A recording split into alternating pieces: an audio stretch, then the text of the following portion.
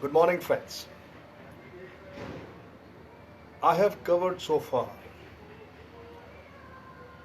the three parts of the 33 strategies of war, and I've talked all the four strategies of defensive warfare till yesterday. So today I'm going to start on the most important part of 33 strategies of war by Robert Greene, and that is the offensive warfare. Now, my friend, the greatest danger in war and in life comes always from the unexpected. As for these incidents, these unexpected things are very overwhelming. People actually do not respond the way you had thought they would respond. And this unpredictable behavior of people, it mars all your options, all your planning, it just finishes off. And this discrepancy between what you want to happen and what does happen, in a strategic language, it's called friction. The idea behind conventional offensive warfare is very simple. It is by attacking the other side first, hitting its point of vulnerability, seizing the initiative, and never letting it go. The initiative you have just seen by attacking. You create your own circumstances. You create so much friction on the enemy that he finally collapses and finishes.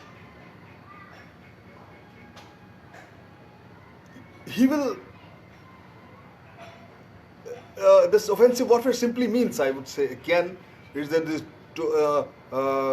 that you take control of the situation and never let your enemy, your opponent, to recover or regain. Now, in next 10 minutes or so, we will talk about the total strategies to initiate, so that you all can uh, uh, understand the supreme form of warfare, and that is the offensive warfare.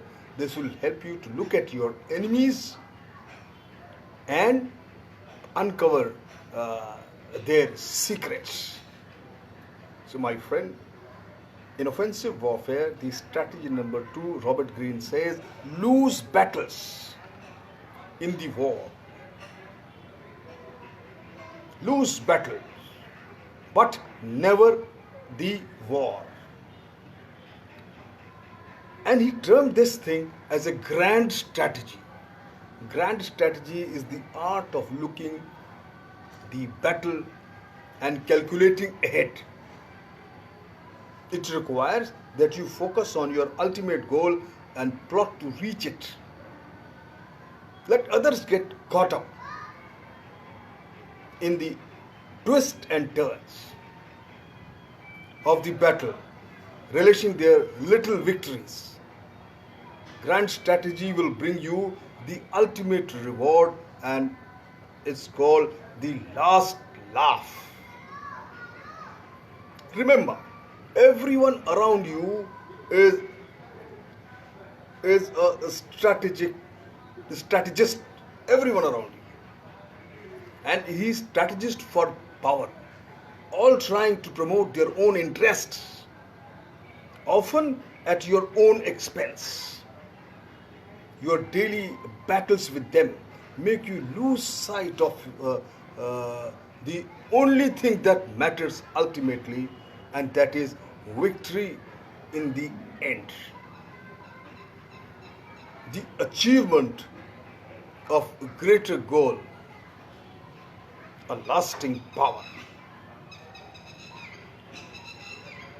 Now, this grand strategy has more what he describes. This grand strategy has basically four main principles.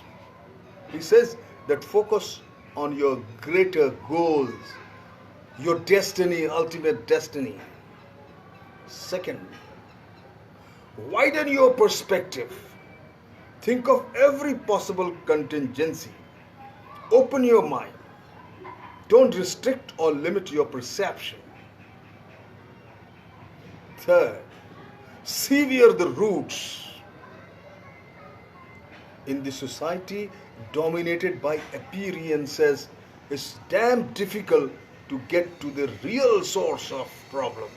So sever all kinds of your emotional attachments and roots and biases and get to the right cause of a problem before addressing it. Simply knowing the value of preemptive action he's talking about.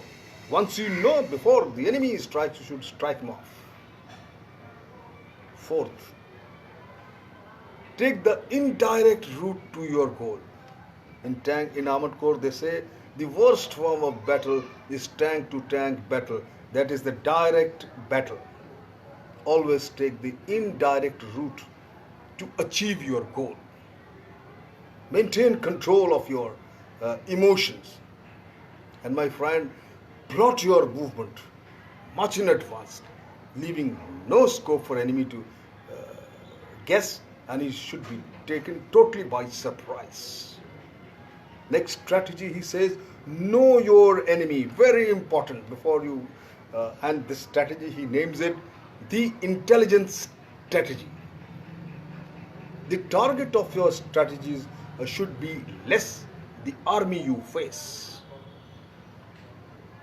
than the mind of the man or a woman who runs it, who heads it. If you are able to understand it, how mind works, you have the key to deceiving and ultimately controlling it. My friend, train yourself to read people's thoughts, picking up the signals they unconsciously send about their innermost feelings and thoughts, and certainly the intentions. A friendly front, always maintain a very friendly front with your competitors or adversaries. A friendly front will let you watch them closely and mine through for the information. Be aware of projecting your emotions and mental habits onto them. Keep them guessing. Try to think as they think. The ability to read people's mind is a critical survival skill in every sphere of life. जुबां खामोश है मगर तेरी आंखों में लिखा है कि हाले दिल कहा नहीं जाता पढ़ा जाता है. You should be able to read people's mind before they speak, that what kind of person, what intention he or she carries. Next, the 14th strategy. He says, overwhelm resistance with speed and suddenness. Very important factor. And this, he called this as a blitzkrieg strategy.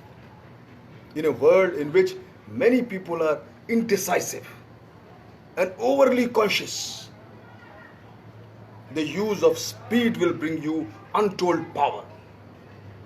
Striking first before your opponent, even having time to think or prepare, will make them emotional, unbalanced, and prone to error, and ultimately losing the battle or the war. When you follow with one attack with another swift and sudden maneuver, you will influence further panic and confusion in the enemy or the competitor's mind. Your unexpected actions catches your enemy off guard. When you strike, hit with unrelenting force and irresistible momentum, Somebody has said it, Sun Tzu, I suppose. He said very beautifully, be slow in deliberations, but very swift in your action. The 15th strategy he talks about, it's control the dynamics. And he termed it as a forcing strategy. People are constantly struggling, my friend, to control you everywhere. The only way to get the upper hand is to make your play for control more intelligent and wise. Instead of trying to dominate the other side's every move, my friend, work to define the nature of relationship itself. Maneuver to control your opponent's mind, pushing their emotional button and compelling them to make mistakes. Remember, my friend, one who excels in warfare compels men and not get compelled by others. Thank you very much.